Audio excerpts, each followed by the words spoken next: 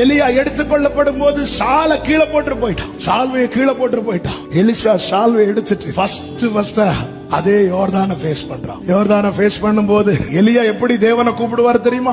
அக்கினி இறக்கும் போது எலியா சொல்லி கூப்பிட்ட நாமம் என்ன? ஆபிரகாமின் தேவனும் ஈசாக்கின் தேவனும் யாக்கோபின் தேவனும். இப்படி சொல்லிட்டு என்னை கேளும் கேளும் என்றான். இந்த எலிசாவுக்கு அப்படி கூப்பிட தெரியாது. எலிசா பார்த்தது எலியாவை மட்டும்தான். சாலை கையில் எடுத்துட்டு எலியாவின் தேவன் எங்கே என்று சொல்லி வாங்கி அடித்தான். நாளைக்கு நம்ம பிள்ளைங்க சொல்லணும், எங்க அப்பாவின் தேவன் எங்கே, எங்க அம்மாவின் தேவன் எங்கே. எங்க அப்பா சத்து எங்கன்னு என் பிள்ளை தேடக்கூடாது, எங்க அப்பா வீடு எங்கன்னு என் பிள்ளை தேடக்கூடாது. என் அப்பாவின் தேவன் எங்கே, என் அம்மாவின் தேவன் எங்கே. அவ்வளவுதான். உடனே யோர்தான் இரண்டாக பிளந்தது. எலியா தன் வாழ்க்கையிலே கண்ட கடைசி அற்புதத்தை எலிசா ஃபர்ஸ்ட் பார்க்கிறான்.